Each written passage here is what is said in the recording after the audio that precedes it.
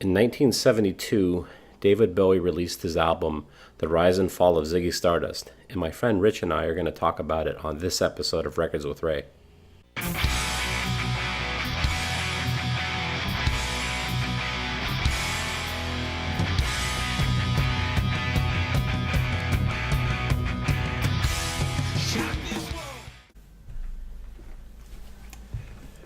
So we ready to talk about Ziggy?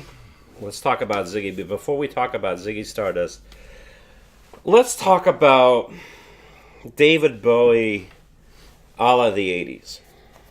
The 80s? Yeah, because I was a teenager in the 80s. Mm-hmm. And I was a big... Anything that MTV played, I mean, I was all about that. But I was definitely... I got into a handful of new wave bands, and then very, very quickly I got into like hard rock, which is where then I just stayed, hard rock, metal, thrash, punk, et cetera, et cetera. and et cetera, et cetera. And in the 80s, David Bowie was China Girl, Modern Love, Let's Dance, Jazz for Blue Jean.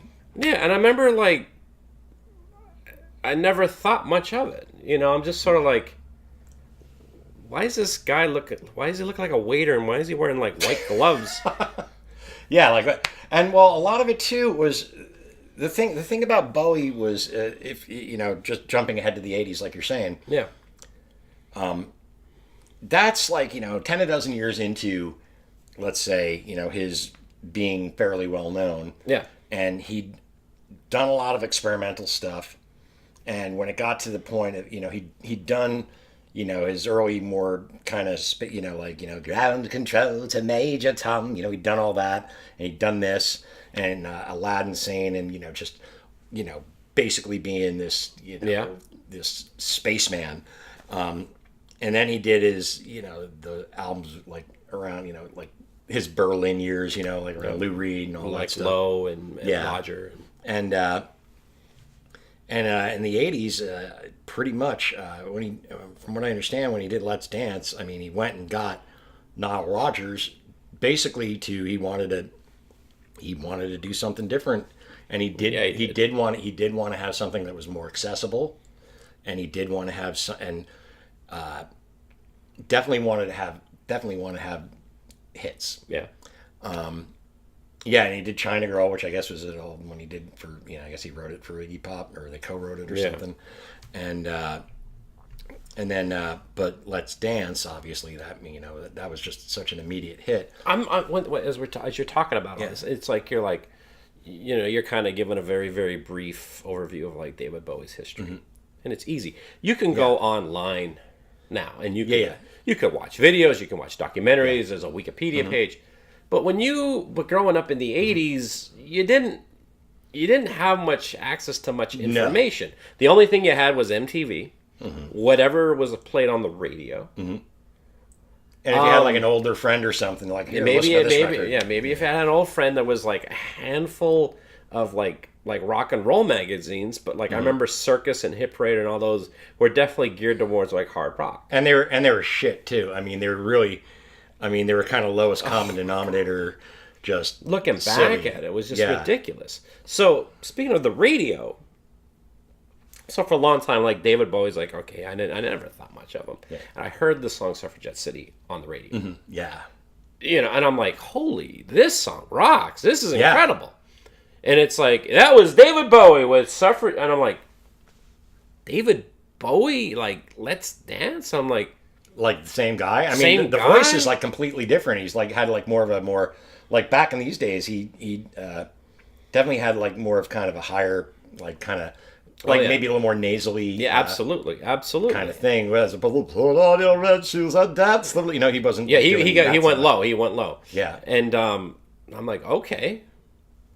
Then that's when I started going back, and then I started to discover, like Space Oddity, and then I finally... You probably don't have to hold this the whole time. But no, that's all right. But I finally got Ziggy Stardust, and it's like, holy shit. Wow. This is an incredible album, and like every song is great on this album. Yes. And one thing I noticed about it in just listening to it recently, every song except Star, which is the second song on side 2, every song has acoustic guitar in it. Interesting. Every song. And which, you don't really think about that being such a critical instrument in so many rock albums, but it very much is in this, and it definitely gives it and a lot of that earlier glam-ish kind of stuff like T-Rex and this and that had a lot of acoustic guitar in it. There's the acoustic guitar, but then there's electric guitar too at the same time. And Bowie played some guitar, but Mick Ronson, wow, on this record, and the bass and drums, Trevor Bolder, Mick Woodmansey, just everybody on this album is just a killer. And so what's your David Bowie story, and how did it get you to Ziggy Stardust? Or did it start at Ziggy Stardust? It started at Ziggy Stardust. Are you serious? Yes. So again, I was a little kid. I had a cool older cousin, and I was listening to AM radio. As I covered in another one of these, listened to AM radio, all the pop hits of the day. And I had the cool older cousin who was turning me on to David Bowie, Alice Cooper, things like that. And so I was listening to that. And David Bowie and Alice Cooper being, whether, with the makeup and androgyny and this and that and being a little kid. And my mother was great at explaining it to me without, was great at just saying, basically, like for Alice Cooper, well, his name is Alice, it's a stage thing, that's, what people on stage do. They have different names and this and that. And persona. It's different, it might not, basically just explained androgyny and, any kind of thing like that away by just saying, yeah, it's it's performing, that's what people do. Yeah. Okay. No heavy trip on anything. And, so I just kind of went from there, and that's kind of always been my opinion about that kind of thing since then. If there's anything that I loved about the 70s is like that was a very big, very, very big thing. Yeah, very because much so. Yeah, you had Alice Cooper. I mean, he would be the first to say it. He says that he's said it a million times. Where like, there's a big difference between me off stage and then when he goes on stage, he's playing the character. I mean, like I guess you could say that about Kiss. They're putting on makeup, literally putting on makeup, wearing costumes and going up. I'm surprised that like they kept like that they stuck with like regular sounding names. That I'm surprised they didn't take on alter egos. Yeah. But David Bowie did though, because wasn't the whole idea of this? And like when he played live, the idea is that it isn't David. Hi everyone, I'm David Bowie. Yeah. It's supposedly I'm Ziggy Stardust. Well, David Bowie itself is the creation because his real name is David Jones, and he chose Bowie as a Bowie knife, right? Yeah, and to basically differentiate himself from the Monkees' David Jones. So, as we said before, he did this, kind of stuck with the persona with a little bit with Aladdin Sane. No, in fact, I think he was supporting Aladdin Sane when. I'm sure you've seen the movie Ziggy Stardust. Where it's been a while, but yeah. But like on that show, like he breaks up the band. Pretty much, yeah. Yeah, he's like, oh yeah. This is our last. He goes, this is it. This, and then that was, and then supposedly even the band members are like, huh? What? So so he goes on. The next thing. Can you imagine that being on stage? I mean, we played a lot of music together. By the way, this is our last show. Did I do something wrong?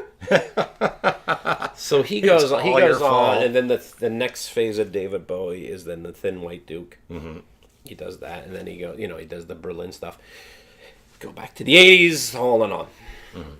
Do you think that was a good thing that he did that, or do you think it would have been cooler or better if he would have just stuck with doing the rock and roll Ziggy Stardust type stuff? Oh, especially for somebody like him. I mean, there's very few artists at any, I should say musical artists specifically, that can stick to one thing and make the AC/DC, the Ramones, Iron Maiden, and really, and just stick to, just have this script that they follow kind of, and it's just a really good one. But like a guy like David Bowie, I mean, somebody like that, It just was. They're so wildly creative, and I mean, he's done things in other art forms too. That he'd be you couldn't do that. That'd have been very it wouldn't have worked. It wouldn't have worked for him, and that's I'm sure why it got to the point with where he told everybody to piss off on stage, band's over. Well, I think what it is and as I'm getting older in my life, and I've gone through different phases in my life and different interests and things, you get to a point where you've done something and you've climbed that mountain.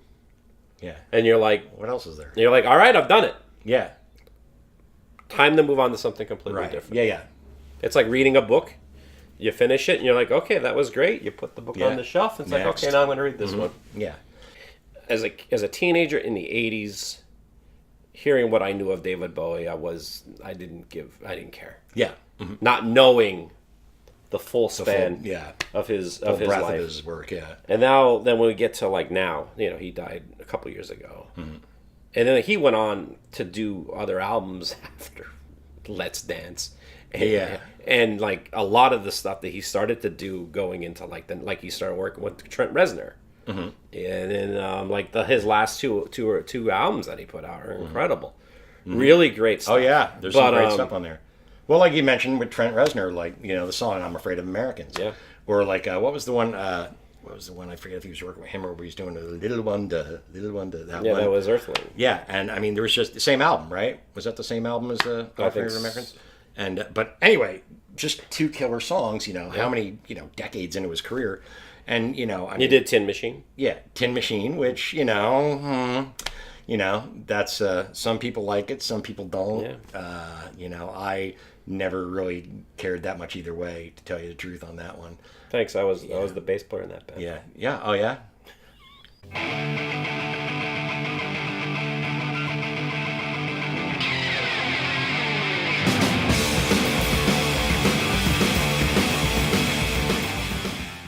But what I'm saying is, like, when I look at David Bowie's... That always struck me as weird that it was Soupy Sales' sons. Both the Soupy Sales kids, Hunt and Tony. Like you're showing your age there. Soupy Sales, Do the mouse. I used to watch Soupy Sales when I was a little kid. Soupy Sales. What's your name? Soupy Sales. Soupy Sales. Can you come back with a better name? Can you come back? It worked for him. Yeah. Showing where I'm from. I grew up in the coal region of Pennsylvania, and there's a lot of processed meats. And there was one processed meat that was called Soupy. Ew. It was called Soupy, and it was like a cured meat in a can. No, it was like kind of dried and sort of smoked, and it would be hard to cut. Sopressata. Which is the dumbest name to call it Soupy. Well, it's a nickname for Sopressata or something like that. Oh, okay, Sopressata. Okay. And I remember eating that, and I remember hearing. I'm sorry. And I remember hearing. No, it's good. It's actually really good. I remember hearing about Soupy Sales. I'm like, what? This guy invent this stuff? Yeah. But Bowie, I mean, if you bring it all back, I mean, you really kind of got to bring it back to this album anytime you talk about him, because I mean, this is what turned into bring it back. David Bowie. The Soupy Sales shit's gonna get edited. Oh, okay. Well, damn it, I wanted the Soupy Sales stuff in there. It'll be in the outtakes. Yeah. Soupy Sales. Hey gang, this is Ray, and I just want to say thank you very much for checking out my video. I hope you enjoyed it. And if you want to see more videos, please click on the subscribe button. And if you like what you see, please give it a like. That would mean a lot to me. And if you're wondering why I'm wearing Hawaiian shirts, well, when I'm not talking about records, I'm talking about my other love, Tiki. I have a show called Tiki with Ray. If you want to check that show out, just search Tiki with Ray on YouTube. It'll come up.